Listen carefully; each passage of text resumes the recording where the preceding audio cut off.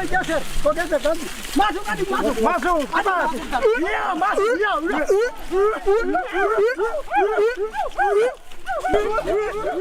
Kayu besi rawa sepanjang 17 meter ini disiapkan untuk membuat salib. Melihat panjangnya, timbul pertanyaan, siapakah yang akan disalib? Siapapun itu, pasti sesuatu yang lebih besar dari mereka. Tapi Frankie Woro, Casimilus Awe, dan warga suku Auyu di Papua Selatan ini tak akan melukai siapapun. Mereka memakai salib ini sebagai tanda perlawanan.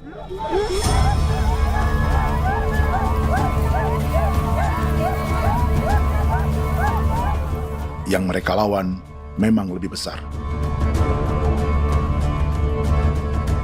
yaitu pemerintah Republik Indonesia. Pemerintah sedang mengincar 2,5 juta hektar hutan orang Papua untuk proyek tanaman industri pangan dan energi.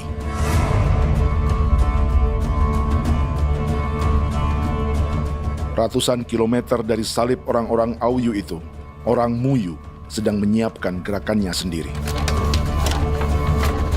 Tapi kali ini dalam bentuk sebuah pesta. Pesta yang disiapkan oleh marga Kimco Jinibju selama 10 tahun.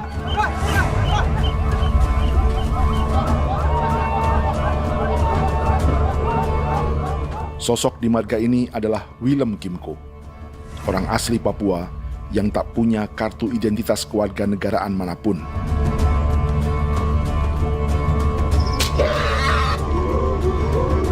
Pesta adat ini sudah cukup langka. Tak hanya di Papua, bahkan di kawasan Pasifik dan peradaban Melanesia. Awalnya bayarnya kalau bukan. Itu nih aja kau dekere bipnuka, dan kita ya kati kau beri barang dipo. Kau memang ambil kau kuning. Ada gagasan dan gerakan sosial di balik pesta orang-orang Muyu ini. Sama dengan gerakan salib merah yang dimulai orang-orang Auyu. Salib ini akan menjadi yang terbesar dari 1.800 salib merah yang telah ditancapkan berbagai suku di Papua Selatan dalam 10 tahun terakhir.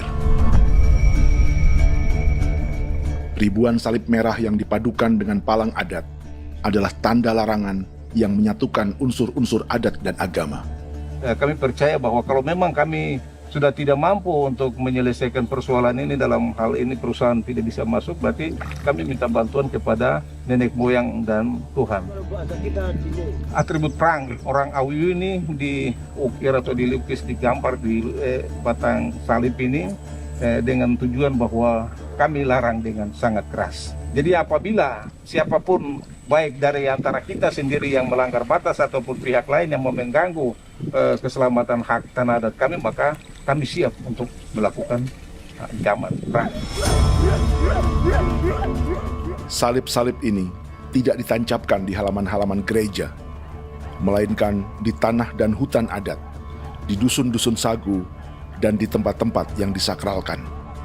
Sebab 1.800 palang adat dan salib ini memang bukan semata tentang agama, tapi untuk mencegah negara dan perusahaan memasuki tanah dan hutan adat mereka. Papua bukan negara kosong.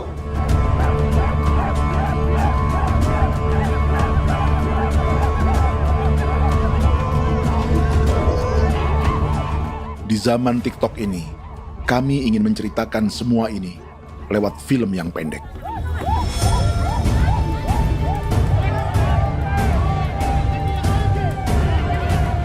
Tapi kami jelas gagal.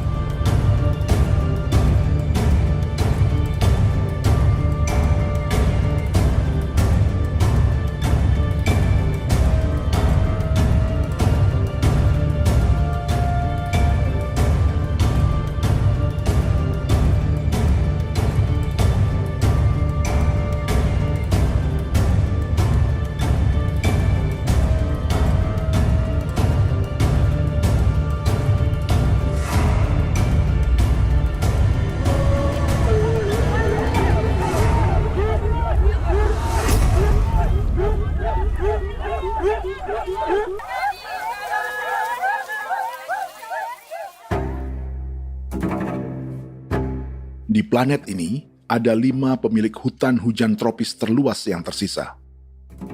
Kongo di Afrika, Brazil, Peru, Bolivia, dan Indonesia.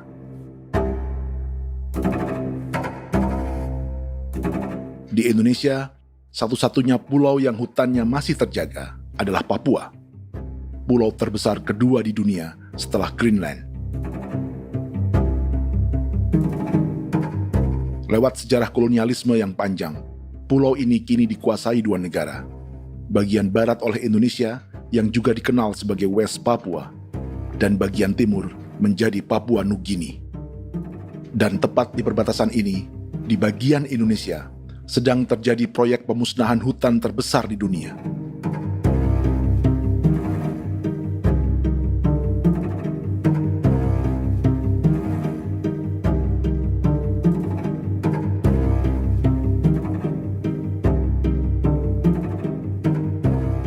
Pemerintah Indonesia sedang membuka lebih dari 2,5 juta hektar hutan untuk sawit, tebu, padi, dan peternakan. Ini disebut proyek strategis nasional untuk lumbung pangan dan energi yang jadi ambisi 3 presiden. Bagian terbesar direncanakan untuk mencetak sawah seluas 1,3 juta hektar. Lalu bagian lain akan ditanami tebu seluas 560.000 hektar untuk gula dan bioetanol. Setiap liter bensin di Indonesia akan dicampur bioetanol 10% atau E10. Ada 10 perusahaan di proyek ini, dan semuanya dimiliki oleh 1 keluarga saja.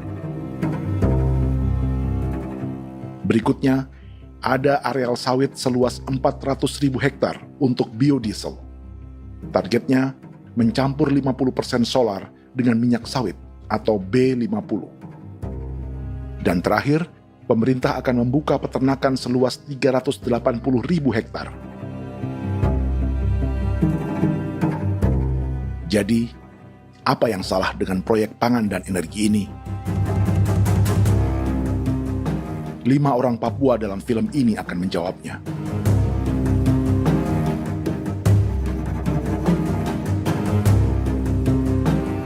Yang pertama adalah Yasinta Moiwen dari suku Marin.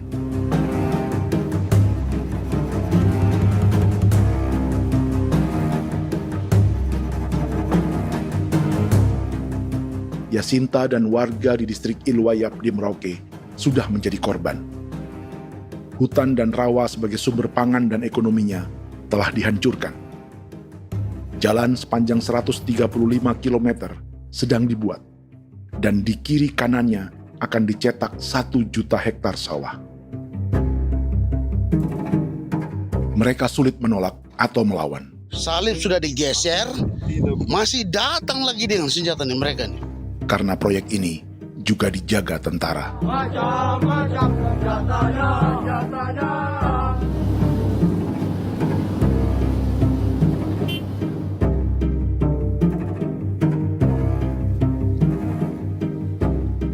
Yang kedua adalah Natalis Buer di distrik Tanah Miring, Merauke. Petani milenial ini merasa ditelantarkan. Sebab setelah hutannya diubah menjadi sawah, sebagian sawah-sawah ini tak tergarap. Orang asli Papua seperti Natalis tak punya modal untuk benih, pupuk, perawatan, hingga ongkos panen.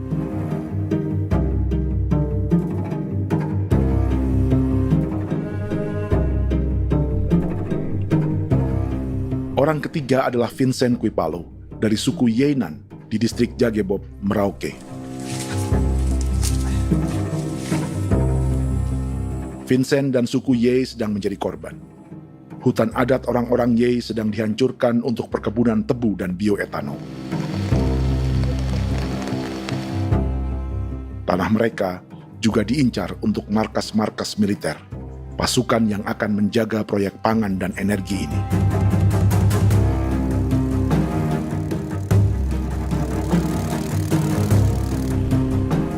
Yang keempat adalah Frankie Woro dari suku Auyu di distrik Fofi, Kabupaten Bovendigul. Hutan dan tanah mereka terancam perluasan perkebunan sawit untuk campuran biodiesel atau B50. Orang-orang dari suku Auyu ini adalah calon korban. Merekalah salah satu pelopor gerakan Palang Adat dan Salib Merah. Meski kadang berseberangan dengan gereja yang mereka anggap lebih mendukung pemerintah dan perusahaan.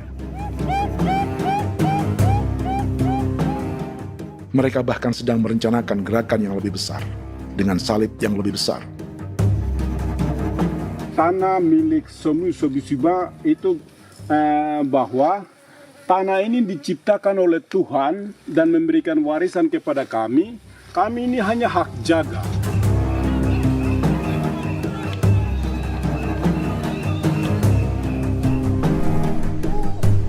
Sosok kelima adalah Willem Kimco dari suku Muyu di Bovendigul. Tokoh adat dari Muyu ini hidup di garis belakang proyek negara, sehingga belum menjadi korban. Tapi mereka sedang bersiap menghadapi segala kemungkinan. Tinggal di belantara dan perbatasan membuat sebagian mereka tak punya status kewarganegaraan. Tapi mereka telah hidup jauh sebelum ada Indonesia atau Papua Nugini.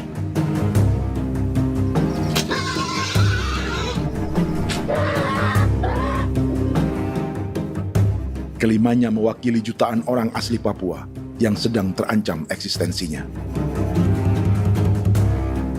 Jika kita merasa kepunahan peradaban Neanderthal di Eropa, Aztec dan Inca di Amerika, atau aborigin di Australia adalah sejarah masa lalu, film ini menceritakan bagaimana pemusnahan sebuah bangsa dan kepunahan sebuah peradaban sedang terjadi di masa hidup kita. Kepunahan bukan karena kerusakan lingkungan dan ruang hidup semata, juga karena dihantam 60 tahun operasi militer.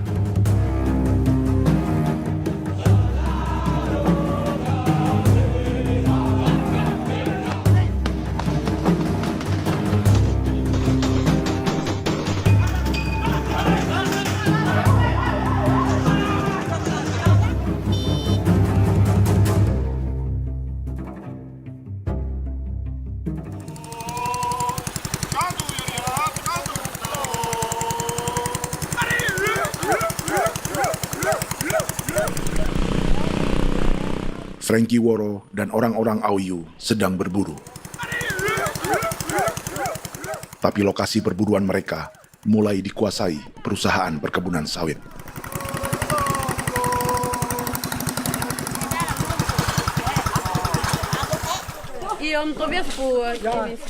Kita akan menuju arah ke Inabusu. Di sana kami akan masuk di wilayah konsesi perusahaan PT Indo Asiana Lestari, dan di situ ya ada survei-survei mereka yang mereka pernah lakukan, tapi juga kami ada lakukan tanda-tanda saksi di sana.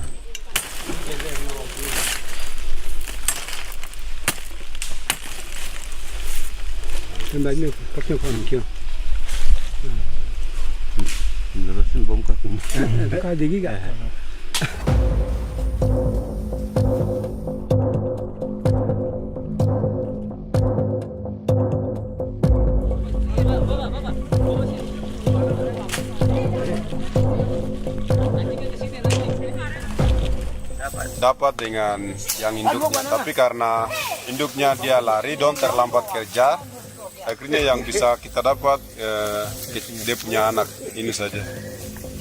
Jadi kalau pakai bahan kayak hasil.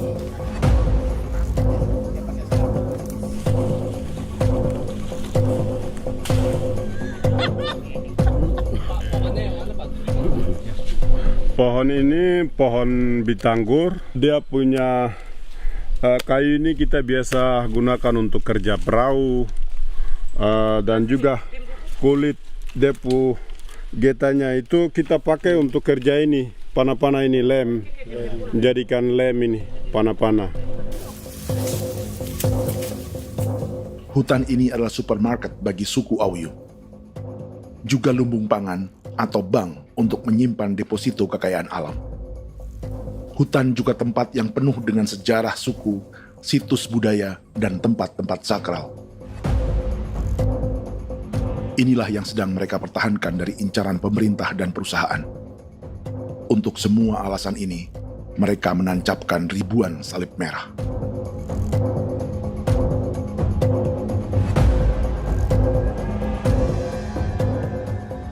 Tapi dari kampung, warga suku Auyu memberi kabar pada Frankie tentang intimidasi oleh aparat negara agar mereka melepas tanah ke perusahaan sawit dan berhenti memasang palang adat dan salib merah. Ada beberapa titik yang saya sudah siap, tetapi di sini emergensi dari saya, terutama di Kampung Sokangon, PT Damai Timber. Dia mengganggu saya dengan menggunakan kekerasan maupun pihak hukum. Dan kemarin saya ada pernyataan penolakan secara resmi, tapi masih tetap dengan menggunakan pihak hukum untuk masuk, untuk harus dituntut saya untuk harus diterima perusahaan itu. Kita di situ ada 15 marga, tetapi 15 marga juga tidak setuju. Marga-marga siapa yang terima dan marga-marga mana saja yang menolak. Nanti kita lihat dari pertimbangan itu, dan di situ dan kita undang mereka untuk bicara dengan kami. Sebagai sosok yang aktif dalam gerakan, warga Auyu terus memberi informasi lapangan kepada Frankie yang tak selalu berada di kampungnya. Izin pernyataan yang mereka paksa saya untuk tanda tangan itu, tapi sementara saya tidak tanda tangan. Data semua ada di tangan saya. Ya. Baik, kalau gitu itu lebih bagus karena tanda tangan itu yang berbahaya. Iya. Tanda tangan itu yang lebih berbahaya karena sekarang ini modern dan canggih, dan itu yang mereka biasa pakai untuk tipu muslihat. Mereka biasa pakai itu di tanda tangan itu. Betul. Dari Bambisa juga di Sofia dia masuk untuk memaksakan kami marga untuk harus menerima perusahaan itu. Tapi kemarin kami sudah menolak. Babinsa di sini nama bosku. Itu yang sekarang strategi militer yang sekarang mereka pakai. Jadi yang penting masyarakat itu yang benar-benar mau menolak siap dukung ketua marga siapa yang nanti tampil. Ini adalah peta konsesi sawit untuk biodiesel dalam proyek strategis nasional. Dan di distrik Fofi inilah, orang-orang Auyu hidup dari sungai dan hutan. Tapi Frankie di Bovendigul masih lebih beruntung. Setidaknya dibandingkan Yasinta Moyen di Merauke yang sudah kehilangan hutan dan rawanya.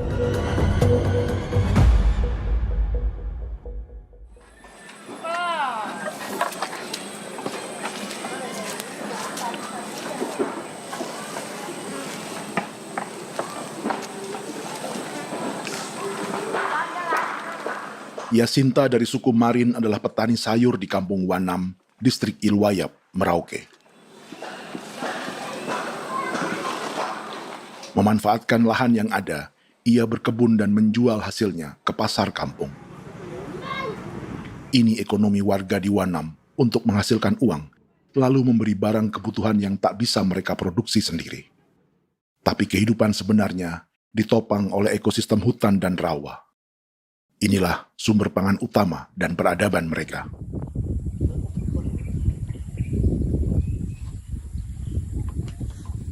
Namun ketenangan ini diusik ketika tiba-tiba pada Mei 2024, di Pelabuhan Wanam datang ratusan alat berat untuk proyek pangan dan energi pemerintah.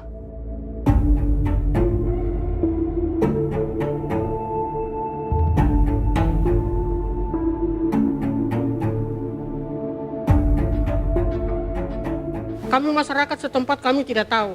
Kami kaget pagi-pagi kapal sudah ada di pelabuhan kami.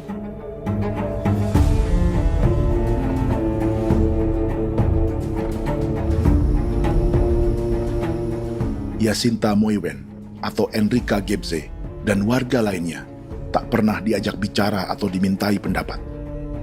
Seakan-akan Papua adalah tanah kosong. Kita suka kaget yang dong bawa turun alat berat dong bawa turun, kita kaget masyarakat. Dorang subongkar itu kayu-kayu.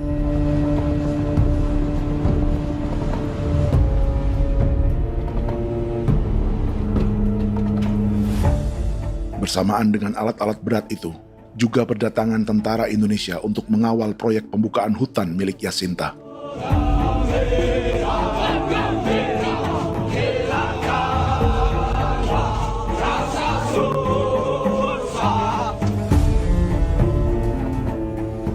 Ribu alat berat didatangkan dari Cina ke Papua oleh perusahaan bernama John Lin Group sebagai kontraktor pemerintah. Ini disebut sebagai pesanan eskavator terbesar di dunia dengan nilai 4 triliun rupiah. Misinya membuka hutan dan rawa milik orang Marin, salah satunya untuk membangun jalan sepanjang 135 km. Sementara di kiri kanannya akan dicetak sawah yang ditargetkan seluas 1,3 juta hektar. Jalan berupa garis lurus ini bukan rute tradisional ekonomi masyarakat. Jalan ini akan menghubungkan kawasan perkebunan sawit dan tebu di sebelah timur, juga untuk mobilisasi pasukan militer.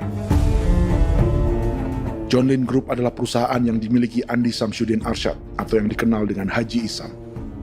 Sebagian orang mengenalnya sebagai pengusaha yang hobi balapan mobil.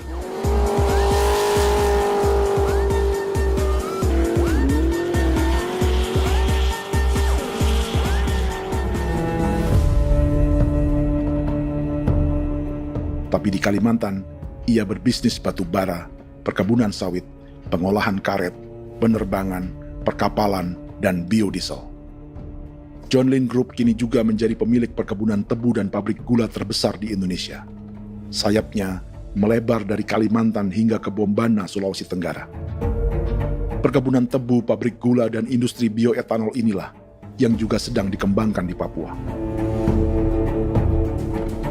Foto ini adalah momen ketika Isam bersama kerabatnya, Menteri Pertanian Amran Sulaiman dan Menteri Pertahanan Syafri Samsudin meluncurkan program biodiesel atau B50 di Kalimantan Selatan.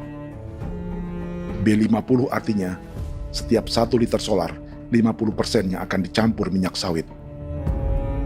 Perusahaannya, PT John Lin Agroraya, menjadi salah satu pemainnya.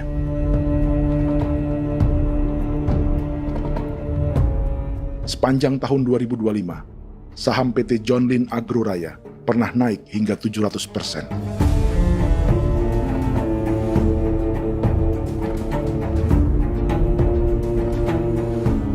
Perusahaan sawitnya yang lain, PT Pradiksi Gunatama, sahamnya bahkan pernah naik 4.000% hanya dalam 1 tahun. Dari harga saham ini saja, nilai kekayaan keluarga Isam diperkirakan mencapai 100 triliun rupiah lebih, menjadikannya salah satu keluarga terkaya di Indonesia dan salah satu pemain penting industri bioenergi. Dan di Papua Selatan inilah sebagian sawit-sawit untuk mendukung program B50 akan ditanam. Inilah tanah orang-orang Wambon, Muyu, Marin, Yei, atau Auyu seperti Frankie Wor.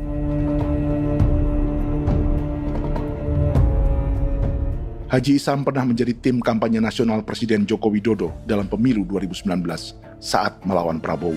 Bintang Mahaputra Utama diberikan kepada Saudara Andi Syamsuddin Arsyad. Beliau berjasa luar biasa dalam mendorong pertumbuhan ekonomi daerah maupun nasional. Setelah menjadi presiden, Prabowo memberi gelar kehormatan Bintang Mahaputra Utama pada Isam.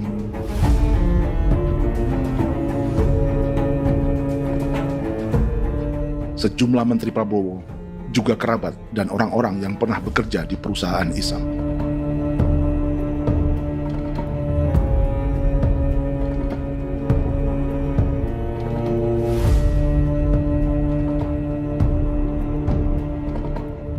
Lawan sebesar inilah yang sedang dihadapi Jacinta di kampung Wanam, Merauke. Atau petani perempuan lain seperti Enrika Gebse. Jadi alam kita ini sudah rusak. Jadi kita itu biasa jalan dari sini tuh harus pasang jerat di situ, harus cari makan di situ lagi. Itu tempat-tempat itu pasang-pasang jerat, tempat babi, rusa, sekarang sudah tidak ada lagi.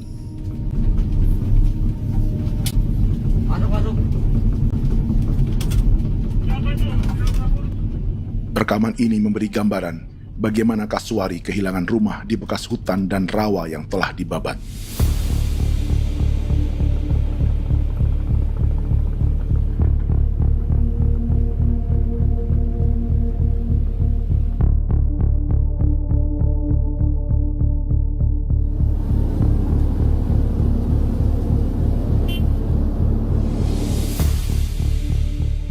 Keterlibatan tentara dalam proyek pangan dan energi di Papua memakai dalih bahwa ancaman terhadap negara kini tak hanya perang secara militer,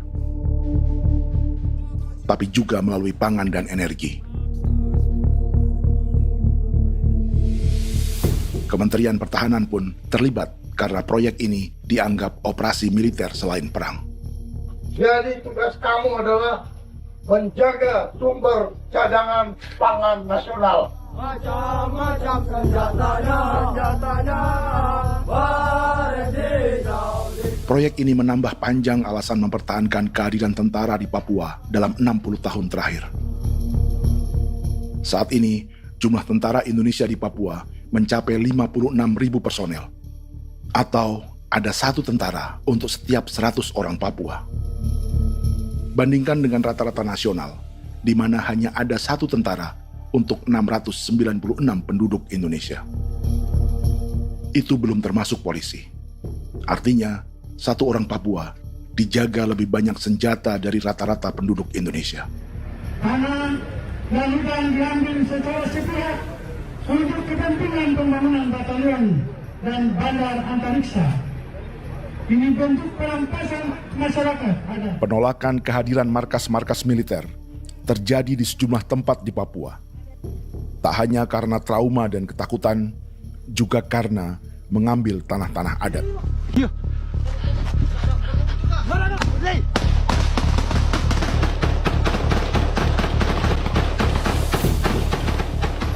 Salah satu alasan mengapa militer terus ditambah di Papua, karena masih ada perlawanan dari Organisasi Papua Merdeka atau OPM selama 50 tahun terakhir. Ayo. Tapi kekuatan militer OPM diperkirakan hanya 1.430 personel dan 360 pucuk senjata. Selebihnya, mereka menggunakan senjata tradisional.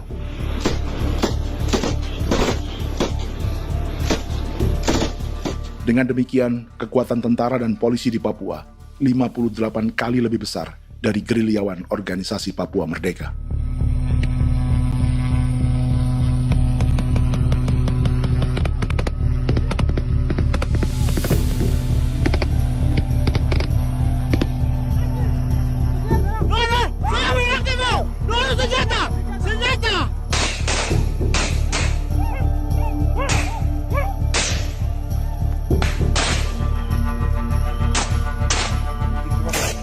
Sebagian tentara berada di garis depan pertempuran, tapi sebagian besar lainnya terlibat operasi non-tempur menjaga proyek pemerintah dan investor swasta.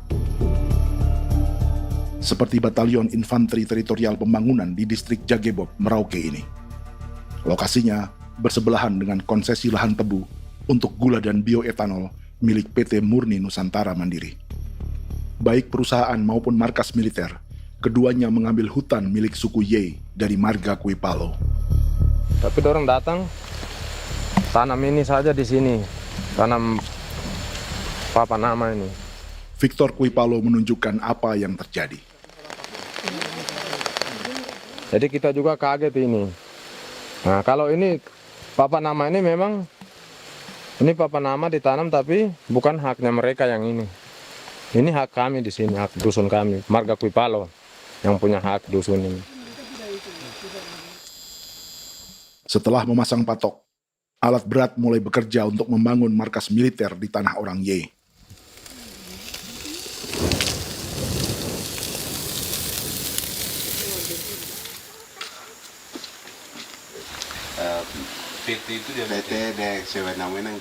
Kehadiran markas militer mengkhawatirkan warga yang pernah mengalami trauma.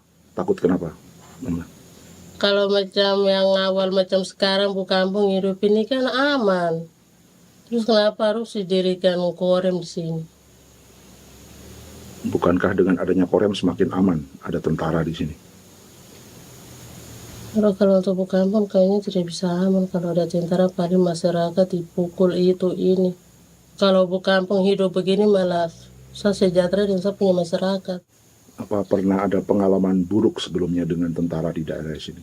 Ada yang cerita waktu pos-pos di sini tuh di 13, 12 itu zaman katanya Patimura. Memang kasihan.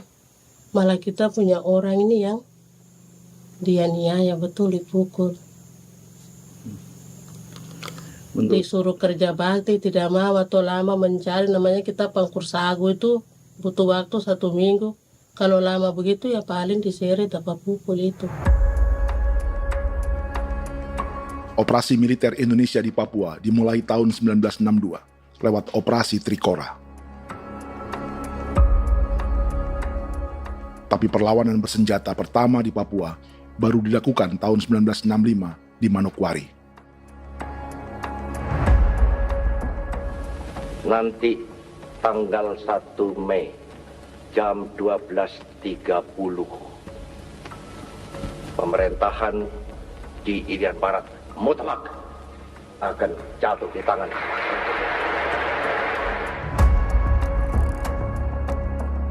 Sejak itu, selama 60 tahun, operasi militer untuk menaklukkan Papua terus dilakukan.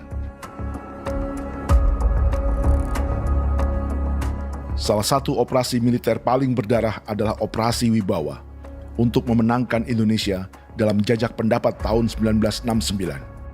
643 orang tewas di Paniai. Lalu disusul 4.146 korban tewas antara tahun 1977 hingga 1978.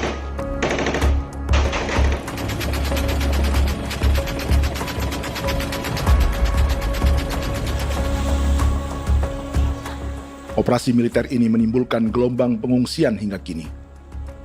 Dewan Gereja Papua mencatat 103.000 orang menjadi pengungsi pada tahun 2025 dan nyaris tak diberitakan media-media Jakarta.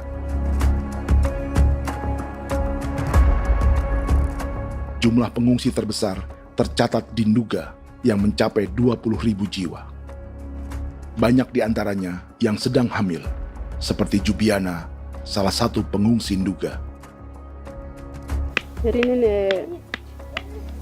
O tagarik mesikagi be muguruk berselari di namen wane gosel bigari me egirik menene an nimbo mesle bok selar nene wam dak yak lek prak nda oyi kore bangal no so ndak lo yo nanda me anet ndang no yat nde nanen di ko nerwa membri wal marwa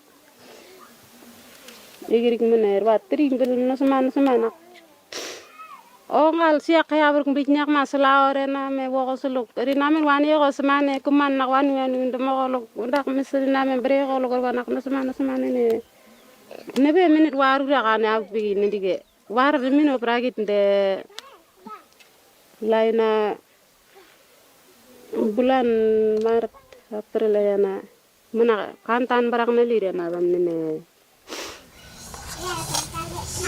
Yo. Jubiana lalu menamai anaknya Pengungsi Kogoya. Selain Jubiana, juga ada Emma dari Maibrat yang melahirkan di hutan. Sampai di kampung gini, katanya bilang ada tentara yang bangun jembatan.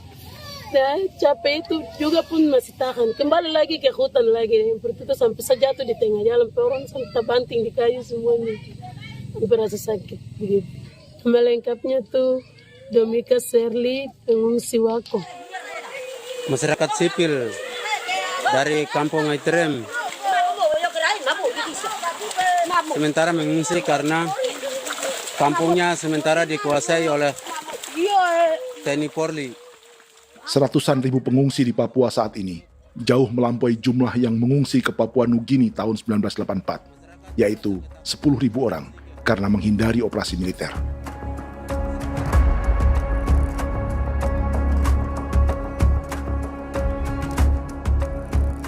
Bersamaan dengan operasi militer, eksploitasi sumber daya alam Papua juga dilakukan sejak masuknya tambang emas dan tembaga Freeport pada tahun 1967.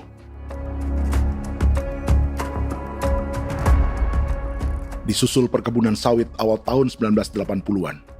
Lalu ada perburuan buaya untuk diambil kulitnya. Sebelumnya, ada eksploitasi gas alam di Teluk Bintuni, pencarian besar-besaran kayu gaharu, atau pembukaan hutan tanaman industri. Ini belum termasuk perburuan dan perdagangan ikan arwana di selatan Papua, penebangan kayu merbau dari hutan-hutan Jayapura, emas di Blok Wabu Intan Jaya, bahkan nikel di pulau-pulau kecil Raja Ampat.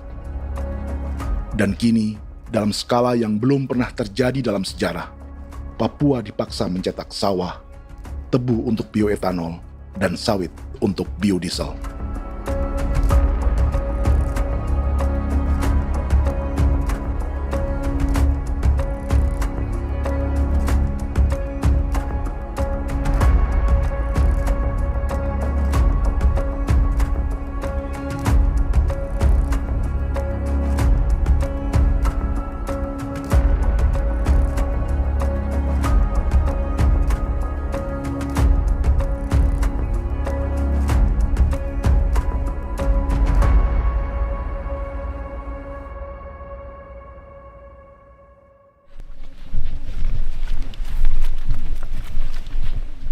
Inilah yang sedang menimpa keluarga Vincent dan Victor Kuipalo di Merauke.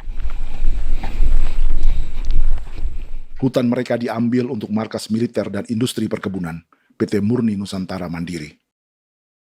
1 dari 10 perusahaan yang diberi konsesi untuk menanam tebu dan memproduksi gula serta bioetanol seluas 52.000 hektar.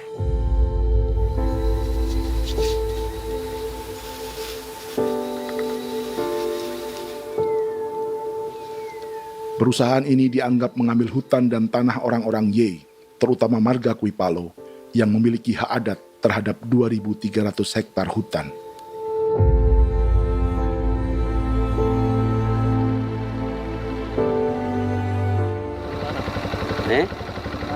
Tentara? Tentara. Oh iya, tentara.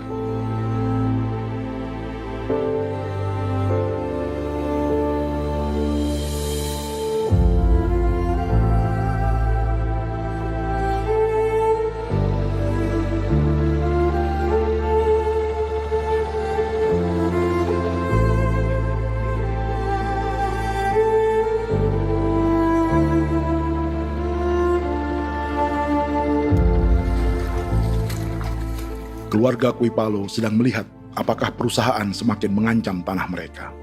Dan kekhawatiran itu terbukti. Iya, makanya tadi saya bilang ini dari sini saja dekat ini sudah masuk di dalam ujung lapang ini. Ini hutan, yang ini hutan yang orang ada bongkar sekarang ini. Ini sudah punya alat sudah dekat ini. Dekat sekali ini. Ini di sini.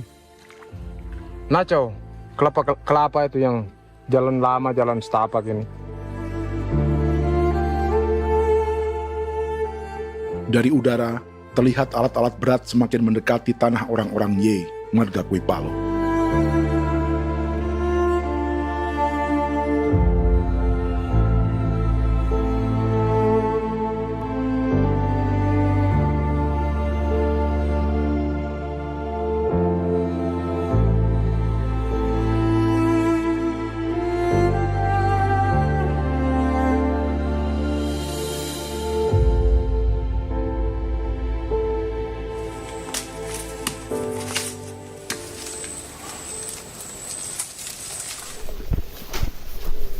Keesokan harinya, Victor dan kerabatnya memberi tanda cat merah di pohon-pohon yang berada di batas tanah mereka.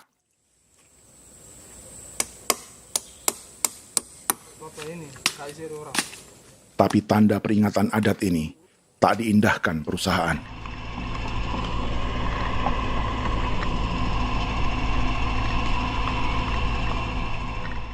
Dua bulan kemudian, perusahaan tetap memasuki tanah marga Kuipalo. Sama.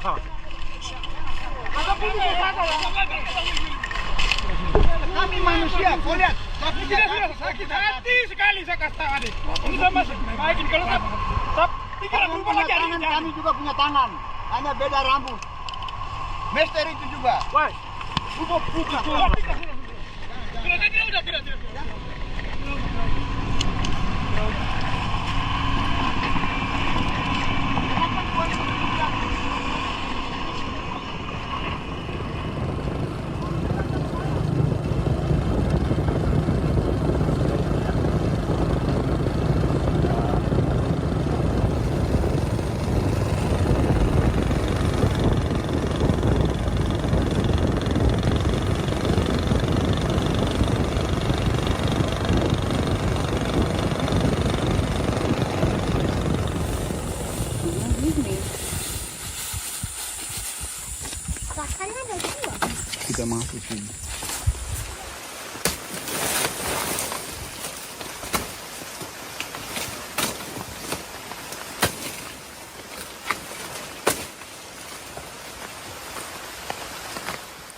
Jadi ya untuk itu seperti saya katakan tadi, apakah lebih baik kita tidak usah ada kah atau bagaimana, kita pisahkan, pisahkan dari negara ini kah?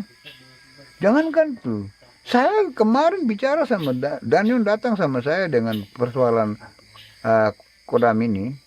Saya bilang, Pak Daniel, kalau lebih baik saya ngungsi ke Papua Nugini. Dia bilang, aduh Bapak jangan begitu. Ya memang, kalau tidak bisa menghargai kami, lebih baik pilihan yang itu yang saya memilih. Lebih baik saya pindah dari sini. Saya mengungsi ke Papua Nugini, di negara tetangga. Masih di laut. Apa? Oh, ini. Karena saya bilang sama Kapolsek, Pak Agustus ini, 17 Agustus saya tidak kasih naik bendera merah putih. Saya bendera ada, nanti saya taruh di meja. Bendera saya ada. Karena saya punya pikiran percuma kita ini merasa bahwa kita hidup di bawah naungan merah putih. Ternyata merah putih tidak lindungi kami. Tidak anggap kami sebagai kami rakyatnya. Dia lambang negara. Dan kami menghargai lambang negara itu. Ternyata lambang negara ini, kita bernaung di bawah lambang negara ini, kita tidak dilindungi. Hak kita tidak dihargai.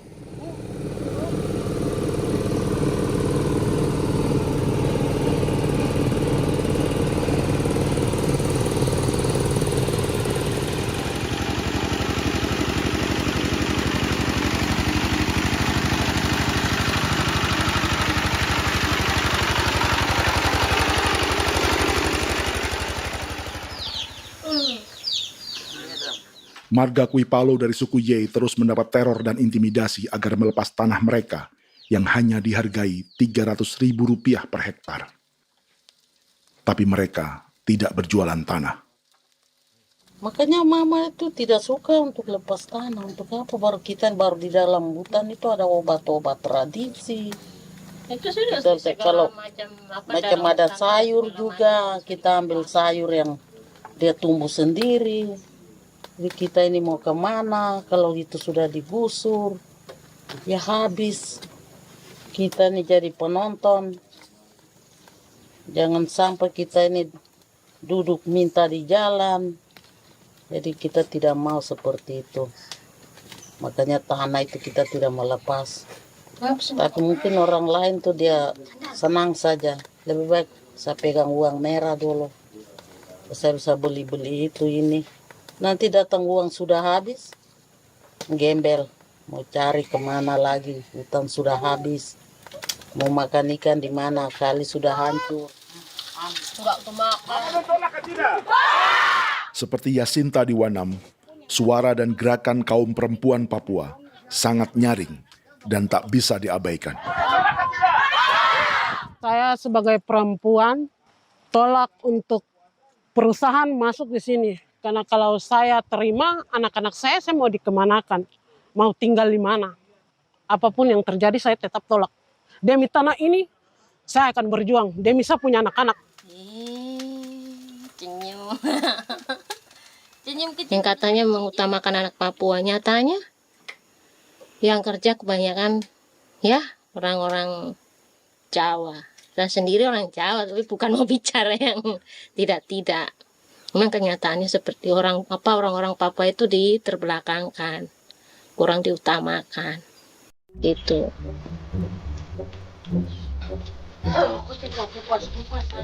Proyek food estate seperti mencetak sawah, bukannya tak diikuti warga Papua.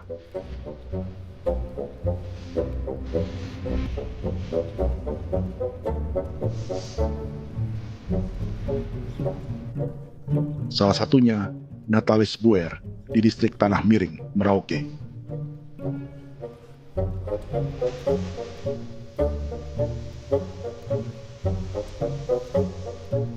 Setelah menghabisi hutan, pemerintah Indonesia mencetak sawah untuk tanaman padi karena beras mulai menjadi makanan pokok menggantikan sagu. Sebagian besar penggarapnya adalah warga transmigran yang datang sejak era 1980-an. Bahkan petani transmigran sudah ada sejak Belanda membuka proyek padi kumbe di distrik Kurik. lokasi yang sering jadi langganan pejabat Indonesia memamerkan sawah di Papua. Tapi Natalis juga ingin belajar menanam padi atau bersawah. Namun ia kesulitan karena dibutuhkan modal untuk benih, pupuk, hingga pemeliharaan dan panen. Lalu sawah-sawah ini pun mulai dikuasai pendatang.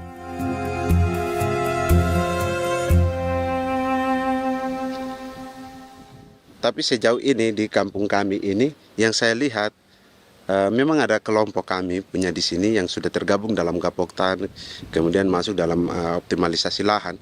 Tapi baru saya anak asli yang punya lahan di sini. Mereka tidak punya. Pemerintah dalam hal ini adalah Kementerian Pertanian bersama-sama Kementerian Pertahanan yang dalam hal ini pada garis di bawahnya adalah TNI Angkatan Darat, memberikan support yang maksimal kepada masyarakat khususnya di Merauke dalam rangka. Saya kemarin habis 9 juta. 9 juta ya? Iya, 9 juta karena dia sudah tidak dipakai toh. Ya. Dia sudah... Perempuan Papua seperti Filomena juga mau bertani. Pemerintah memberi bantuan Rp900.000 per hektar lewat program optimalisasi lahan atau OPLAH. Tapi dibanding biaya produksi dan harga jual gabah, Filomena mengaku berkali-kali rugi dan kini memutuskan tak lagi menggarap sawahnya. Terus kita harus cari uang untuk kombeng. Betul. Karung kita beli. Karung beri sendiri lagi. Tenda kita beli. Ini dari yang offline ini don tidak siapkan. Tidak ada. Tidak ada ya, jadi mama don sendiri. Itu yang saya udah bilang, 900.000. Itu modal untuk kerja sawah ini. Mulai dari kerja sampai nanti panen. Panen. Wih, ngeri sekali. Iya, lucu toh? Tidak dapat itu. Betul, Mam. Dong maksud begini. Kalau disuruh tanam ubi berhektar-hektar, mari datang. Kita tahu cara rawatnya bagaimana, Iya. tanamnya bagaimana, tanam model bagaimana supaya hasilnya model begitu. Kita tahu. Kalau yang ini kan kita baru belajar. Sebagian hutan milik warga Senayu di Merauke sudah dibuka untuk sawah dan kebun tebu oleh PT Global Papua Abadi. Proyek pertanian ini dikerjakan oleh Kodim Merauke. Mereka melepas sebagian tanah karena ingin belajar bertani. Saya punya nenek moyang tidak ajar saya tanam padi. Tapi saya mau berubah. Generasi saya yang berikut ini besok lusa tidak bisa makan pisang, sagu. Ada apa? Namun program optimalisasi lahan yang dijanjikan dengan berbagai bantuan tak dirasakan Filomena. Obat rumput beli, obat padi beli, jonder kita bayar, bahkan bibit masih kurang, cari bibit lagi beli. Jadi saya memang kalau program pemerintah saya sama sekali saya tidak suka. Baku tipu saya.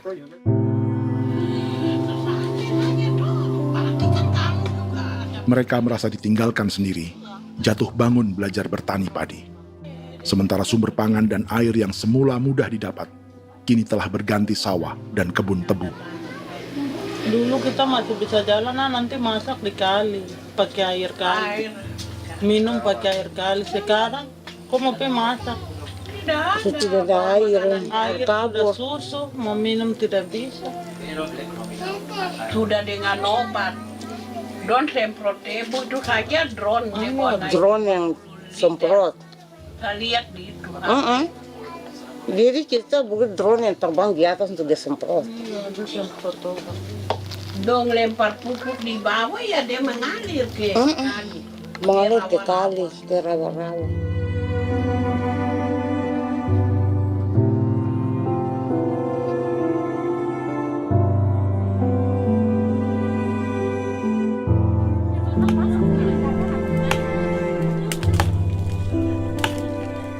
Seperti pertanian sawah bagi orang Bali atau Toraja, bagi orang Auyu dan suku-suku lainnya di Papua Selatan, sagu juga bukan semata tentang pangan.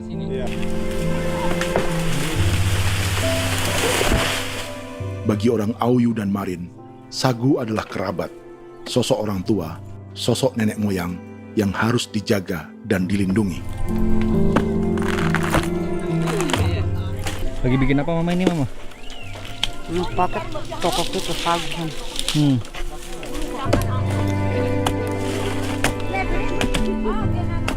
Kami diingatkan oleh leluhur, sagu itu tidak boleh digusur dan tidak boleh diganggu dengan cara apapun, dan di dalam rangka kepentingan apapun tidak boleh. Kamu harus bela, bahkan sampai nyawa pun harus menjadi taruhan demi membela keselamatan pemberangan sagu di atas tanah ini.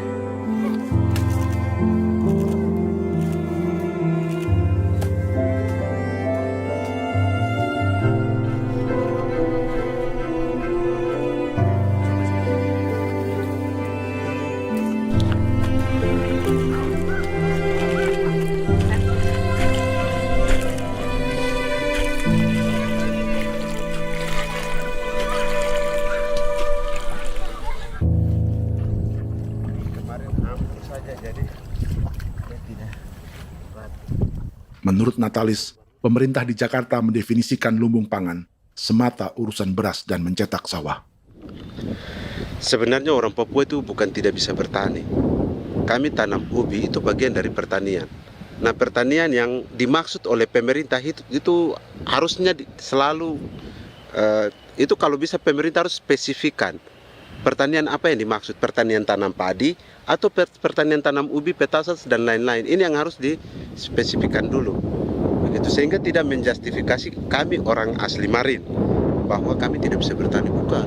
Kami buka kebun besar-besar di sana, bahkan bermeter-meter, ratus-ratus meter pakai sekop, bukan pakai ekskavator, tapi ini pakai skop. Itu pertanian, begitu. Bagi Natalis, alih-alih memaksimalkan sawah-sawah yang sudah ada untuk petani Papua, pemerintah selalu membuka hutan baru, seperti dikerjakan perusahaan John Lynn Group dan melibatkan tentara.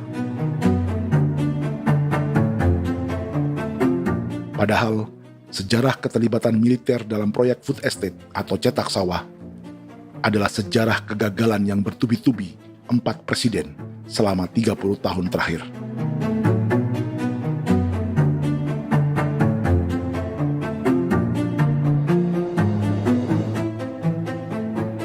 Papua bukan yang pertama menjadi proyek lumbung pangan yang melibatkan tentara. Kalimantan telah menjadi korban 30 tahun sebelumnya.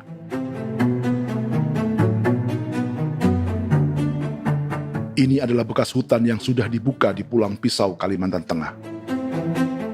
Tahun 1996, di era Presiden Jenderal Soeharto, ia menghabisi 1 juta hutan di lahan gambut untuk mencetak sawah demi memenuhi ambisi swasembada beras, bukan swasembada pangan.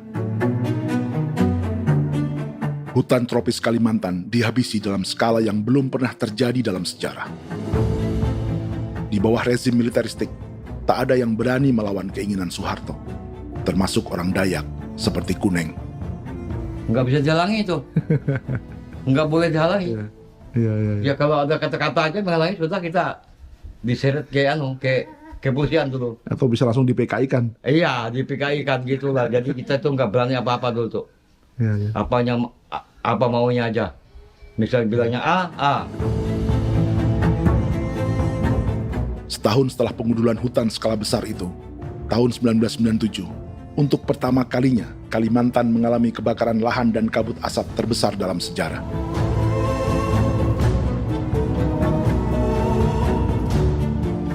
Sebagai ilustrasi, ini kondisi kabut asap tahun 2015.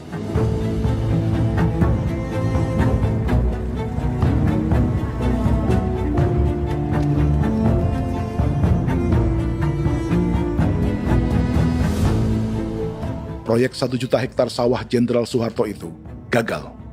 Bendungan dan saluran irigasi mangkrak hingga kini.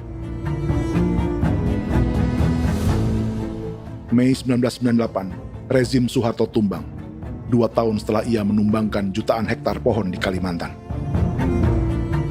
Setiap tahun, lokasi ini menyumbang kebakaran dan kabut asap yang merugikan jutaan orang. Sawah yang berhasil di Kalimantan justru bukan sawah yang dibangun Jenderal Soeharto, melainkan yang dirintis para transmigran sejak era 1980-an. Sawah-sawah inilah yang ikut digarap oleh militer di era Presiden Joko Widodo. Dan hasil dari proyek food estate Presiden Jokowi itu sama sekali jong nih, nggak ada harapan lagi sudah seperti ini. Tapi Jokowi terus memperluas area food estate hingga 16.000 hektar.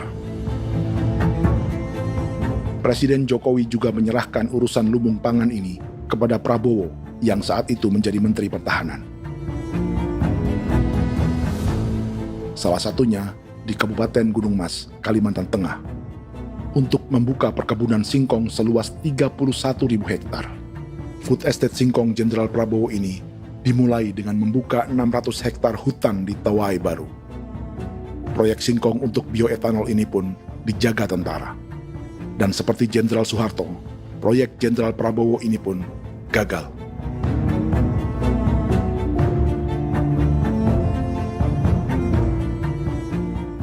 Dengan reputasi ini, Joko Widodo dan Prabowo justru sedang membuka 2,5 juta hektar di Papua.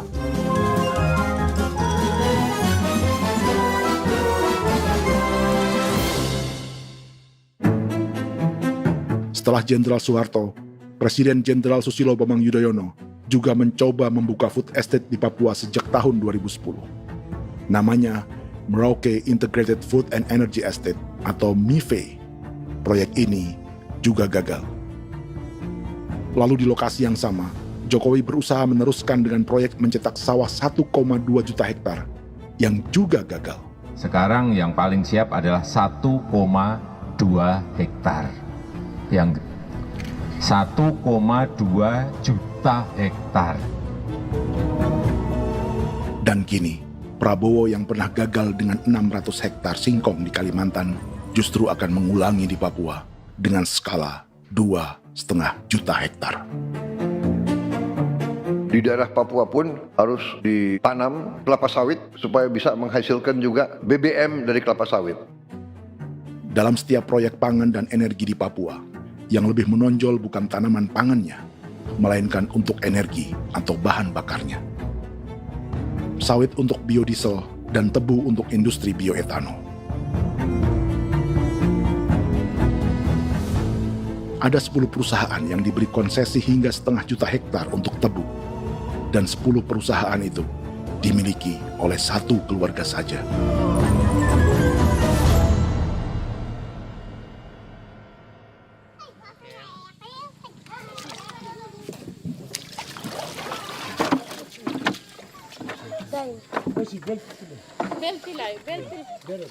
Para perempuan Auyu di Bovendigul akan berangkat memancing.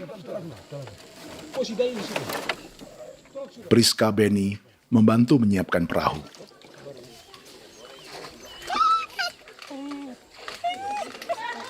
Mereka akan mengumpulkan bahan pangan di hutan untuk persiapan acara penancapan salib merah berikutnya.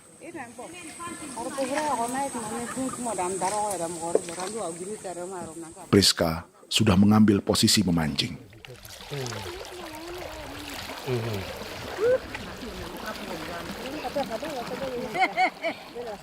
1.800 salib merah telah dipasang di wilayah adat berbagai suku di Papua Selatan untuk menghalau perusahaan sawit dan tebu.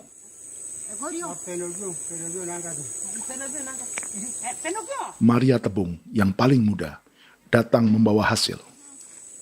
2 ekor ikan gastor alias gabus toraja. Sebagai generasi Z, pendidikannya sampai sekolah dasar. Di perusahaan perkebunan seperti sawit atau tebu, ijazah SD hanya bisa menjadi buruh kasar. Tapi ia tak tertarik. Karena kita hidup itu dari alam, kita pancing, juga di darat, bawa anjing, terus bikin pagar sagu, dapat babi, bawa baru kita makan. Jadi kita tidak mau perusahaan masuk. Kita tidak akan terima. Sementara Priska Beni masih mencari peruntungan. Tapi baginya, menjadi nelayan di Sungai Fofi masih lebih baik daripada bekerja 9 tahun di perkebunan sawit. sudah pengalaman, jadi kita tidak mau lagi. Sudah berapa lama ketika kerja itu? Selama di sana. 9 tahun di sana. 9 tahun? Saya baru pulang dari perusahaan. Selama 9 tahun kerja di sawit, bisa punya rumah kah? Atau Tidak. motor kah? Tidak. Johnson kah? Tidak. Cuma makan saja. Pendapatan juga kan tidak lebih. Habis dimakan.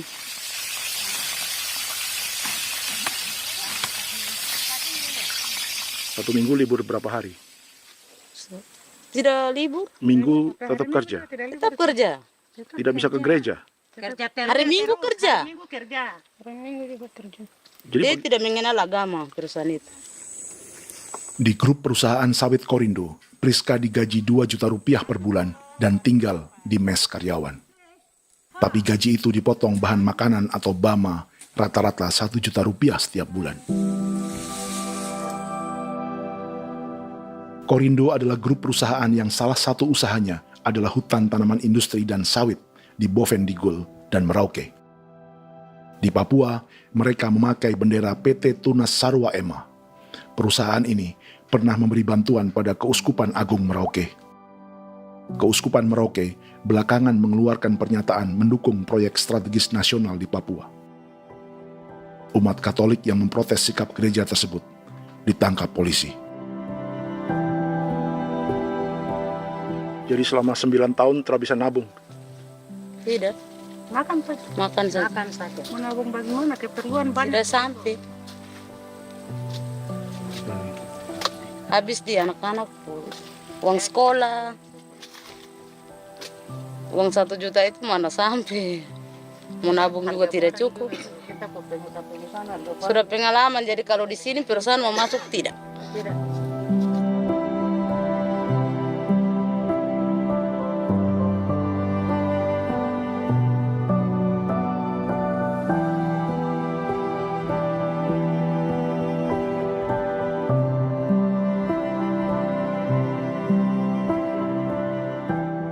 Dan menu makan siang seperti ini agaknya sulit bagi buruh sawit atau tebu yang digaji 2 juta rupiah per bulan. Generasi Z seperti Maria Tebung atau generasi milenial seperti Priska Beni punya matematika ekonominya sendiri. Sawit untuk biodiesel atau tebu untuk bioetanol tak akan ada bedanya bagi mereka.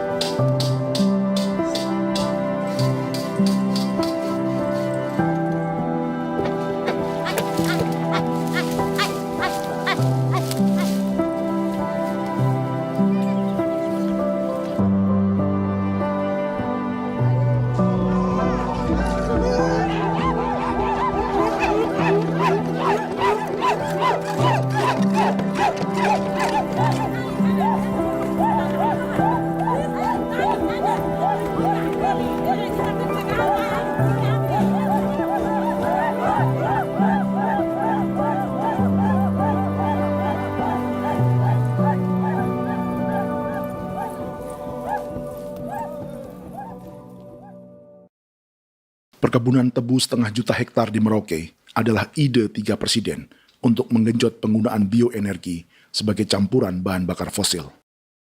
Selain swasembada pangan, swasembada energi di daerah Papua pun harus ditanam kelapa sawit supaya bisa menghasilkan juga BBM dari kelapa sawit. Juga tebu menghasilkan etanol. Singkong, kasava juga untuk menghasilkan etanol. Bioetanol adalah bahan bakar nabati atau tumbuhan yang dapat dicampur dengan bensin. Sama dengan program biodiesel yang mencampur solar dengan minyak sawit. Pertamina saat ini sudah menjual BBM bioetanol dengan campuran 5% yang dipasarkan dengan merek Pertamax Green 95. Tapi pemerintah ingin menaikkan kadarnya menjadi 10% atau E10. Maka ke depan kita akan mendorong untuk ada E10 Kemarin malam sudah kami rapat dengan Bapak Presiden. Bapak Presiden sudah menyetujui untuk direncanakan mandatori 10% etanol. Idenya untuk mengurangi ketergantungan pada bahan bakar fosil yang diimpor dan menimbulkan polusi.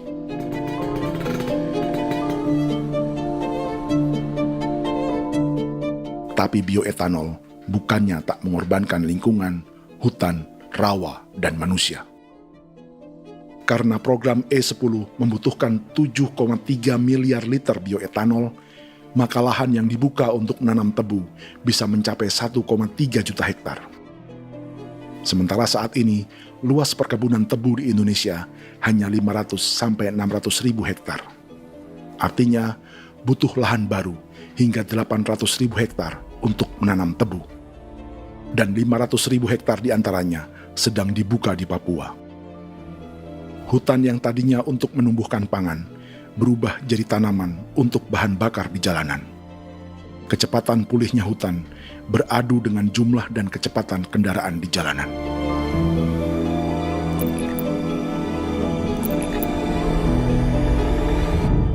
Dahaga terhadap energi tak pernah bisa dipuaskan. Setelah minyak sawit untuk biodiesel, dunia kini merambah singkong, jagung, dan tebu untuk bioetanol. Benua Amerika, Eropa, sebagian Afrika, hingga separuh Asia kini mulai memakai bioetanol sebagai campuran bahan bakar.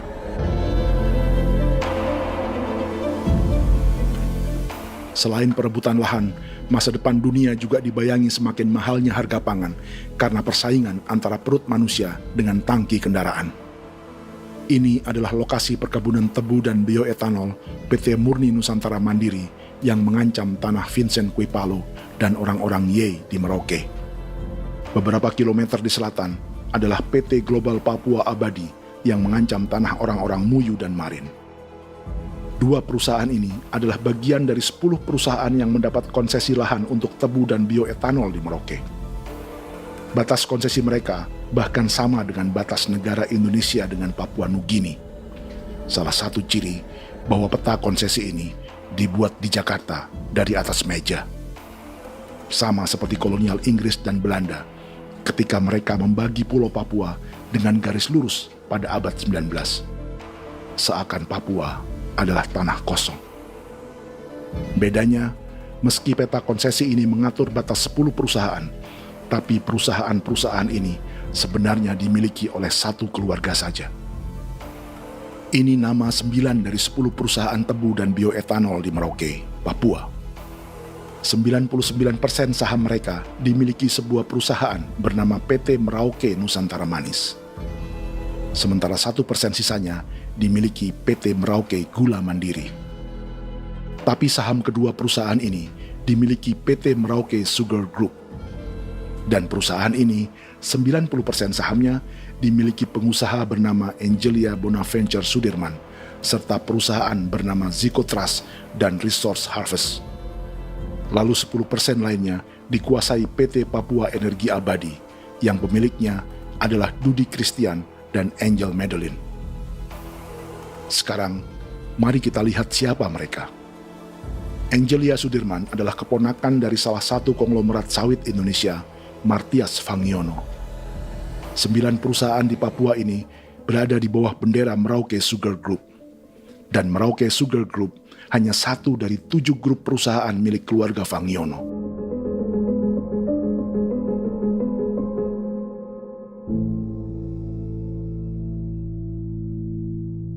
Ini Martias Fangiono. Seperti Haji Isam, Martias selama ini dikenal sebagai pengusaha sawit yang kini merambah bisnis tebu dan bioetanol. Ini momen saat penanaman perdana tebu di Merauke bersama Presiden Joko Widodo Juli 2024. Di sini juga ada anak Martias Fangiono, yaitu Wirastuti Fangiono. Wirastuti adalah salah satu yang menonjol dari keluarga Fangiono. Tahun 2025, Forbes mencatatnya sebagai konglomerat termuda dengan kekayaan 23 triliun rupiah yang mengendalikan 2 grup usaha, FAP Agri dan Surya Dumai Industri. Keduanya adalah perusahaan sawit dan biodiesel. Anak dan bapak ini adalah investor utama bagi Jokowi dan Prabowo untuk proyek tebu dan bioetanol di Papua. Sementara yang ini adalah mertua Sitorus, pemilik raksasa agribisnis dunia, Wilmar International, yang juga memegang konsesi sawit di Papua lewat berbagai perusahaan. Tapi mertua kini memakai bendera baru, yaitu KPN Corporation atau Karunia Prima Nastari. KPN inilah yang memiliki kelindan bisnis dengan keluarga Fangiono untuk proyek tebu Merauke. Apalagi grup Wilmar yang didirikannya juga pemain gula utama di Australia.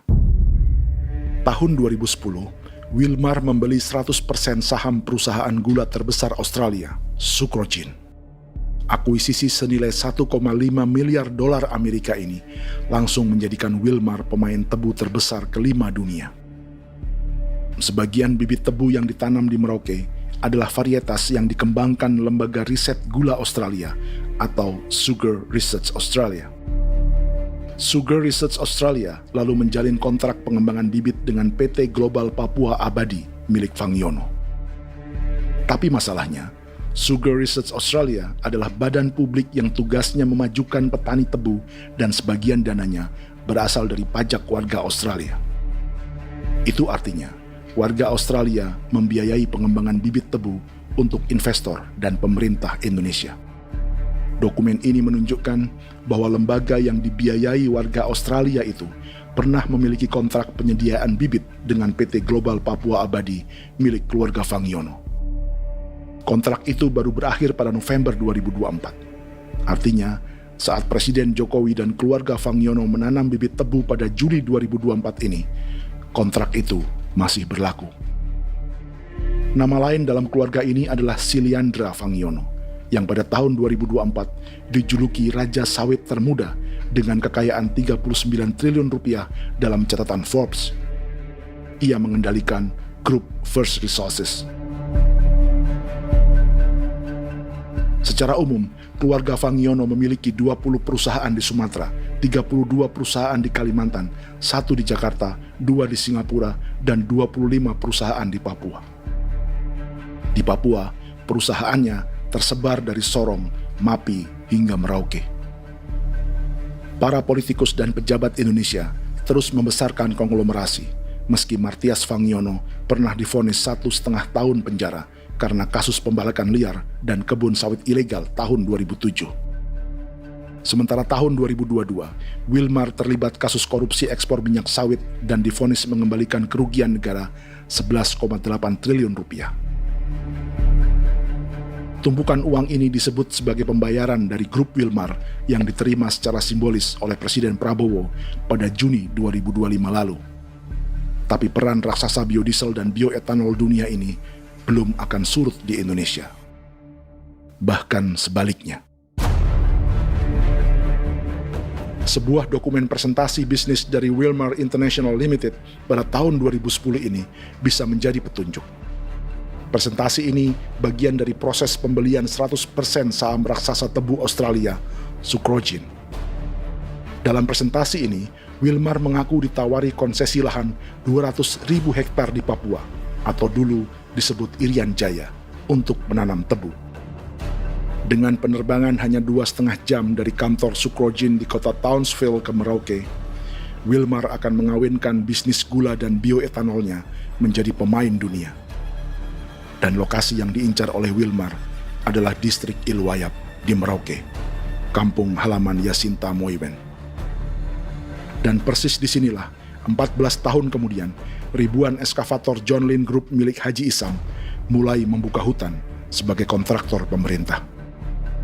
Presentasi dan gagasan ini dibuat oleh Wilmar pada Juli tahun 2010. Sebulan kemudian, Agustus 2010, pemerintah Presiden Susilo Bambang Yudhoyono meluncurkan proyek Lumbung Pangan dan Energi Merauke atau Merauke Integrated Food and Energy Estate. Targetnya membuka lahan 1 juta hektar dalam 5 klaster, yang masing-masing 200.000 hektar. Angka yang sama dengan presentasi Wilmar. 5 tahun kemudian, 2015, giliran Presiden Joko Widodo yang mau melanjutkan proyek pangan dan energi 1,2 juta hektar. Menjelang pensiun sebagai presiden, Jokowi kembali menggencarkan proyek ini dan melibatkan Prabowo sebagai Menteri Pertahanan. Jokowi lalu mendukung Prabowo sebagai presiden berpasangan dengan anaknya, Gibran Rakabuming Raka sebagai wakil presiden. Kini, setelah menjadi presiden, giliran Prabowo yang melanjutkan proyek bioetanol dan biodiesel dengan memobilisasi militer dan melibatkan pejabat-pejabat yang juga para elit partai koalisinya.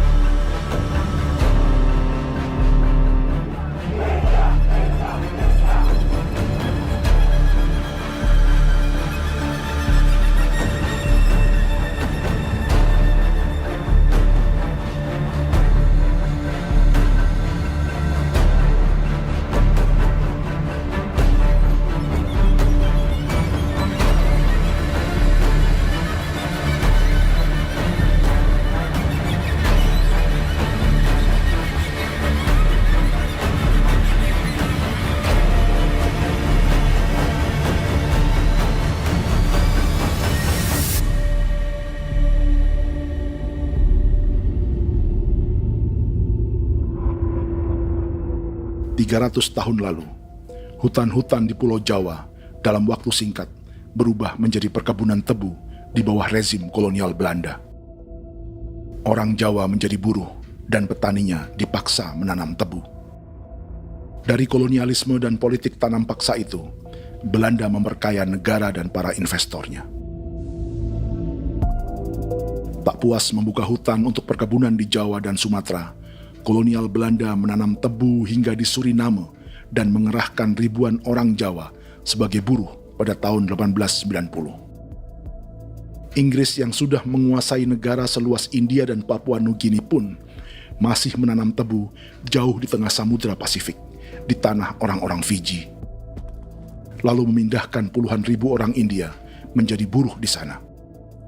200 tahun sebelumnya, ratusan ribu orang Afrika bahkan diperbudak untuk bekerja di perkebunan-perkebunan tebu Spanyol dari selatan Eropa hingga Karibia, Kuba, atau Jamaika. Jika dulu tebu menjadi gula atau emas putih, kini cerita kolonialisme tebu berlanjut di Papua untuk bahan bakar nabati atau bioetanol. Dan seperti semua cerita tentang kolonialisme, akan ada yang berpesta dan ada yang membayar. Dalam setiap cerita pesta kolonialisme, baik di Jawa, Karibia, atau di Papua, selalu melibatkan para elit lokal, dari pejabat, perwira, hingga agamawan. Tapi dalam setiap kolonialisme, juga selalu ada cerita tentang mereka yang mempertahankan diri dan melawan.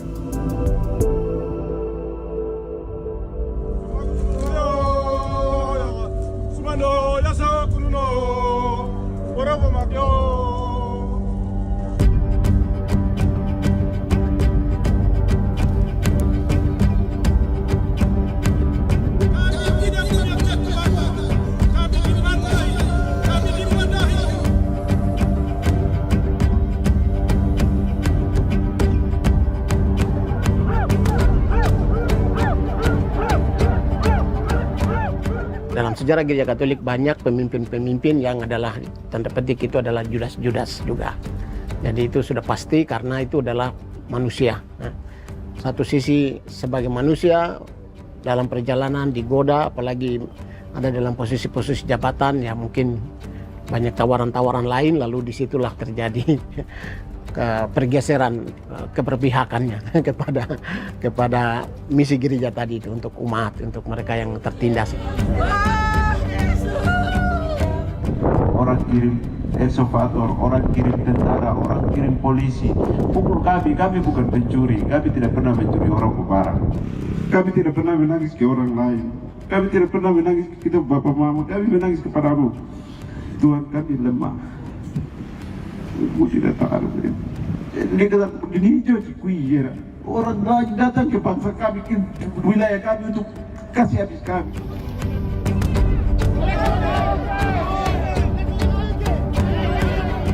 Hakimam Dehi, Ya Hakimam Dehi, Bono Ya Hadigul Dehi, Bono Ya Hadigul Dehi. Kita buat sasi seperti begini untuk menolak perusahaan apapun yang masuk di tanah kami. Kalau kita kasih, kita bikin rusak sekarang, kita punya generasi berikutnya mau dapat kemana. Jadi kita nyatakan sikap di sore hari ini, kami tolak. Apa yang dilakukan pemerintah untuk PSN adalah kejahatan. Pemerintah bagian dari kejahatan, aktor perusak dan pembunuh terhadap negara, terhadap alam, hutan, terhadap manusia. Jadi negara jadi aktor pembunuh. Jadi Pilatusnya siapa? Negara, pemerintah Jakarta ini. Tanah Wiu bukan kosong. Masyarakat adat kami masyarakat. Perusahaan tolak. Lihat asal.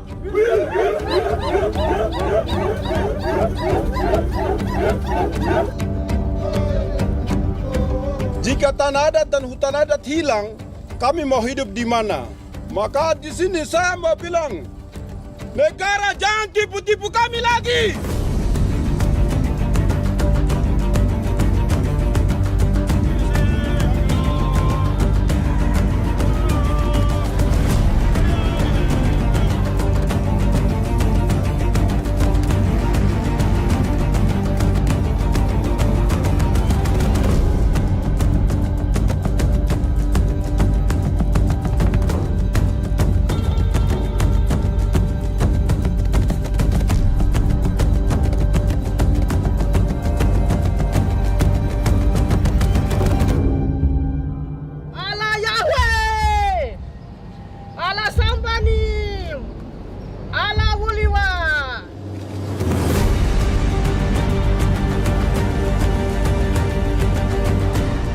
Kalau kami dianggap orang Papua itu bagian daripada Republik ini, tolong hargai kami. Dengan adanya PSN, PT, John Lindrup yang sudah menerobos tanah kami dan hutan kami, merusak alam kami. Itu yang kami datang ke Jakarta jauh-jauh dari Papua. Kami mau bersuara kepada Bapak Presiden Prabowo Subianto, di mana keadilan untuk masyarakat Papua. Tolong lihat masyarakat Papua yang sudah mati. Kami bersepakat menyatakan, 1. Gereja-gereja di Indonesia mendukung masyarakat adat yang menolak proyek strategis nasional di tanah Papua. 2. Gereja-gereja di Indonesia menolak militerisme dan otoritarianisme di Indonesia.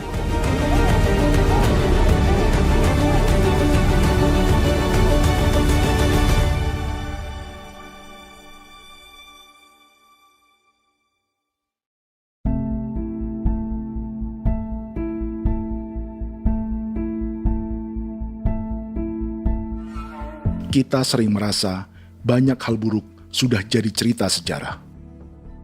Dan kita sekarang hidup lebih baik, lebih beradab, atau mustahil melakukan kejahatan seperti di masa lalu. Kita tidak lagi menghukum mati orang dengan memenggal kepalanya.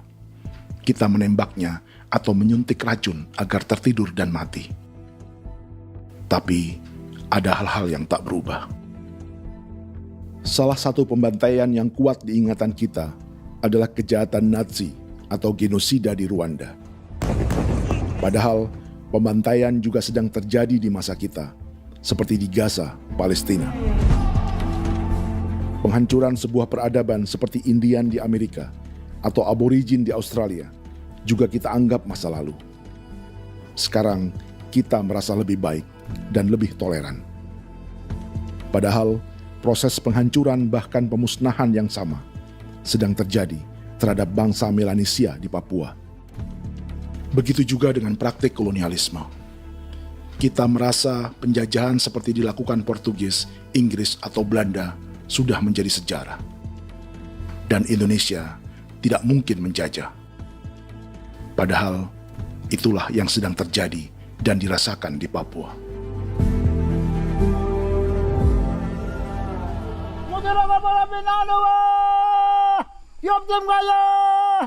Kawatang Maya, Upaka Maya, anak dia mana nama. Jalannya sejarah ini disadari Willem Kimco di pedalaman Bovendigol, Papua. Hidup terpencil dan tak tersentuh urusan negara bukan berarti selalu aman.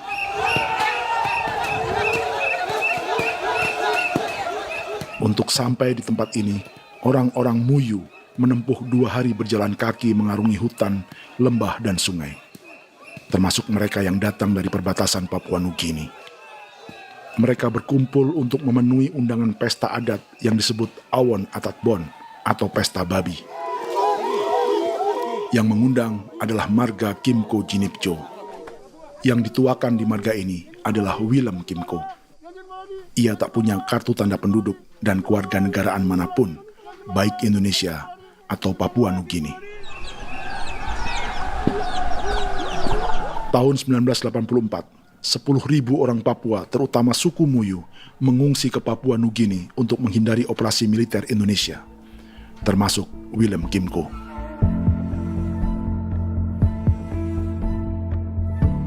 Apa yang membuat pesta adat ini istimewa? Apa bedanya dengan acara serupa yang dihadiri pejabat, tokoh agama, LSM, atau yang direkam oleh kru televisi dan konten kreator? 13, 14, 15, 18. Pertama, untuk membuat pesta babi, orang Muyu perlu persiapan selama 10 tahun. Sebab, babi-babi yang akan jadi bagian dari pesta ini tak boleh dibeli, alias harus dipelihara sendiri. Babi-babi ini bukan bantuan pejabat pemerintah, gereja, atau LSM.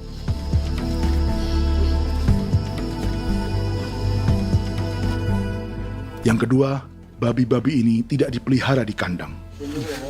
Jadi punya nama babi ini kah? Harimau. Harimau? Harimau. Dia kulit dengan ini bulu di harimau, macam harimau begitu yang kasih nama harimau. Setelah diberi nama, mereka dilepas liarkan di hutan sejak kecil. 10 tahun kemudian, jika tiba saatnya pesta, para pemburu akan mencari mereka di dalam 479 hektar hutan milik marga Kimco.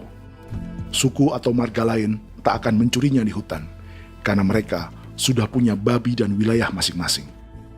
Itu artinya mereka harus tetap menjaga dan mempertahankan hutannya agar babi-babi bisa hidup. Demikian juga dengan lahan pangan mereka, yang menumbuhkan sagu, keladi, atau aneka sayuran.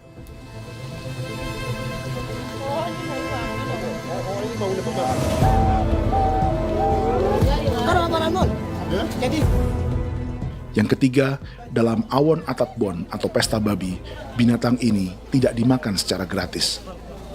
Setiap marga atau klan dalam suku Muyu akan membayar jerih payah tuan rumah menjaga hutan dan memelihara babi.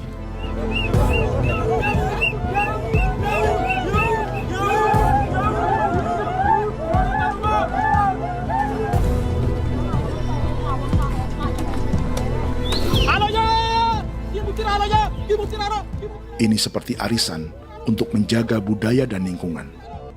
Bagian dari budaya dan ekonomi timbal balik yang ditandai dengan siklus memberi dan menerima.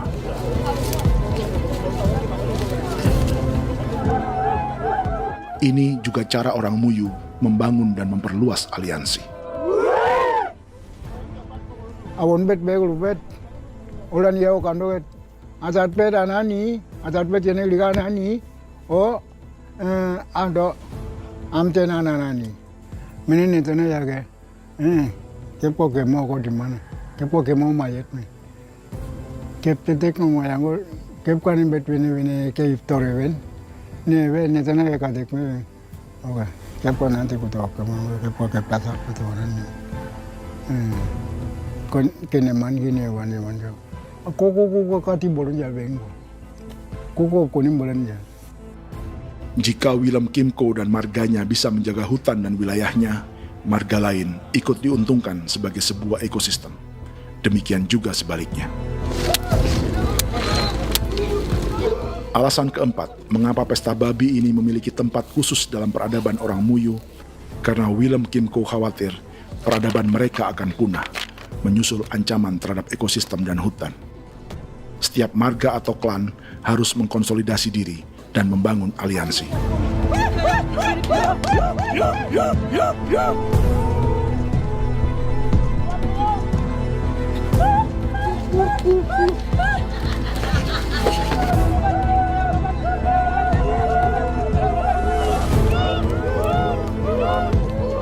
Kekhawatiran Willem dan orang-orang Muyu tak berlebihan. Ruang hidup mereka bersinggungan dengan proyek bioetanol dan biodiesel pemerintah Indonesia.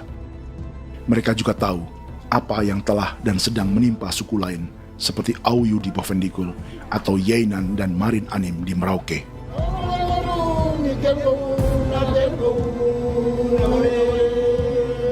Jika suku-suku lain menggunakan palang adat dan salib merah sebagai gerakan perlawanan, orang-orang Muyu memakai pesta babi untuk mempersiapkan diri dan konsolidasi.